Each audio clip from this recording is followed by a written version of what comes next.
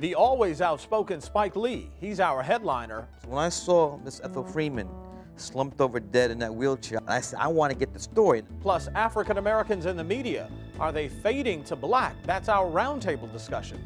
And from the mean streets to Wall Street, Chris Gardner is our slice of life.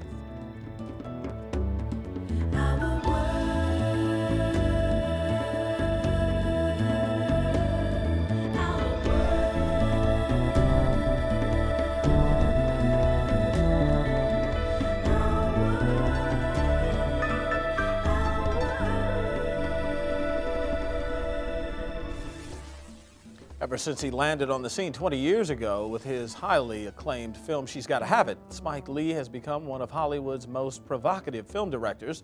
He has raised debate with his feature films and his documentaries. The latest, When the Levees Broke, looked at the aftermath of Hurricane Katrina. Spike Lee joins us in the studio. Welcome, man. Good to see you. It's honored. And, let me ask you this, Spike. You and I talked about When the Levees Broke when HBO was premiering it. Mm-hmm. After the fact, were you surprised at all of the talk and debate that it generated? Well, I didn't hear too much of the debate. I was really surprised by the overwhelming,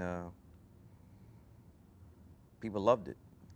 I was telling Tanya this the other day, like, this is my 20th years doing this, and if I combine what people told me about Do the Right Thing, no, She's Gonna Have It, Star Wars, She's Gonna Have It, Do the Right Thing, Malcolm X, even the latest joint, Inside Man, those films combined cannot compare to the love I've gotten just from people on the street all over the world. Not just here in the States, not just here in New York, when the levees broke. It was astonishing, and that's why I raised that question, because I would suspect it would have taken you by surprise, because after the first night, everywhere I went, and I'm not just talking about radio or television, just office buildings, on the street corner, eating a hot dog, whatever you have, people were talking about it. And it was interesting because it wasn't as though they hadn't seen it on the news, they hadn't talked about it. It was almost a cathartic moment that was needed. That's true, but people have seen stuff on the news, but not presented the way we did it. So we saw Ms. Ethel Freeman in the elderly African-American woman in the chair, but there was no story. It's an image. When I saw that picture, my grandmother's 100 years old and is still alive today in Atlanta, Georgia. So when I saw Miss Ethel Freeman slumped over dead in that wheelchair, I saw my grandmother. And I said, I want to get the story. And all I had was a picture. So we found her son, Herbert Freeman, and got the story. Spike, it's interesting because we're going to have a discussion in a few moments about images and control or lack thereof for African Americans in the media. You're one who really has been able to forge control of what you do. How difficult has that been? Well, it's very difficult, but I mean, a lot of these white folks are crazy. This TV reviewer for the Times-Picayune, his review of When the Levees Broke said it only presents 62% of the population. Let's go to your history and look at every single review you've written, and let me see one time where you wrote, there's no black people in this show. So, come on. It's rigged. And the couple times we get a chance to tell a story, then they want to say something.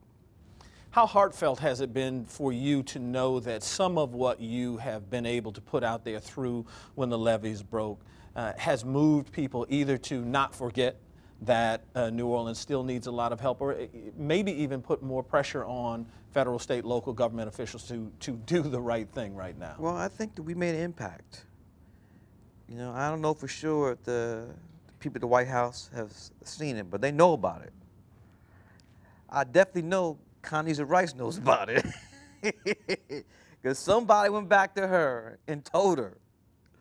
So, it's impact. And what's great is that many of the people in the documentary I become friends with, and we're in touch.